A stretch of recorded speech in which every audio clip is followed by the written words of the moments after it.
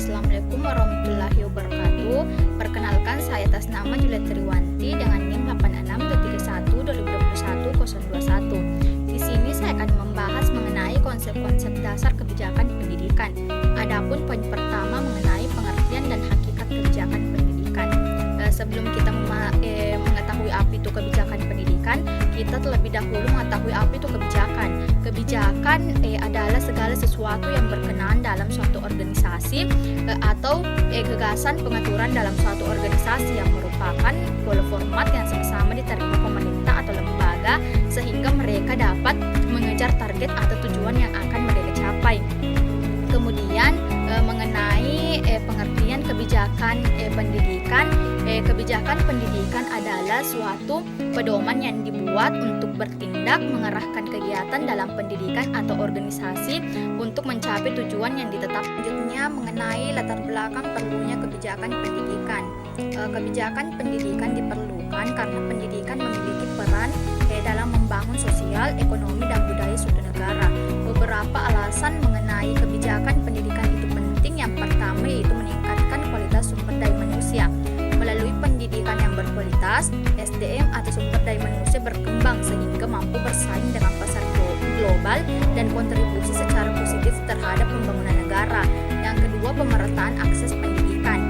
Kebijakan pendidikan dapat mengupayakan pemeratakan akses pendidikan bagi semua lapisan masyarakat sehingga yang dapat tertinggal dapat mendapatkan kesempatan belajar.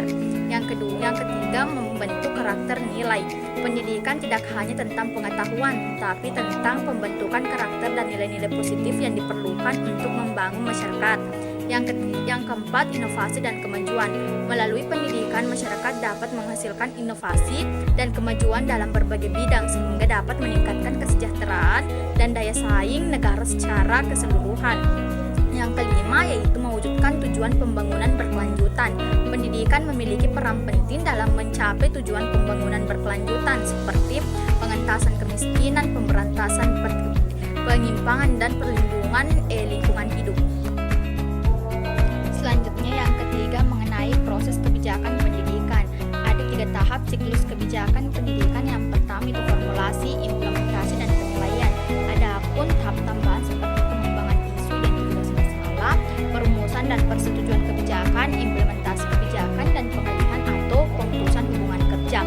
Menurut James Andros bahwa kebijakan publik ialah perumusan masalah seperti masalah apa dan penyebabnya seperti apa. Yang kedua, perumusan kebijakan atau formulasi. Maksudnya yaitu bagaimana pengembangan pilihan alternatif untuk pemecahan masalahnya dan siapa yang terlibat dalam perumusan kebijakan. Yang ketiga itu penentuan kebijakan, seperti bagaimana alternatif didefinisikan, syarat dan ciri seperti apa yang harus dikabulkan. Dan yang terakhir mengenai ruang lingkup kebijakan pendidikan. Istilah kebijakan pendidikan adalah termatur dan 2 kata benda yaitu pendidikan dan poli. Pendidikan mengungkapkan tempat bermain, sedangkan politik menentukan aturan. Oleh karena itu, kebijakan pendidikan tidak berbeda dengan kebijakan resmi negara. Ada beberapa ruang lingkup kebijakan pendidikan. Yang pertama, pengumpulan data statistik pendidikan. Yang kedua, pengembangan kurikulum. Yang ketiga, sistem pengujian. Yang keempat, penelitian pendidikan dan kebudayaan. Yang kelima, teknologi komunikasi dan pendidikan. Yang keenam, pengembangan analisis kebijakan pendidikan dan budaya.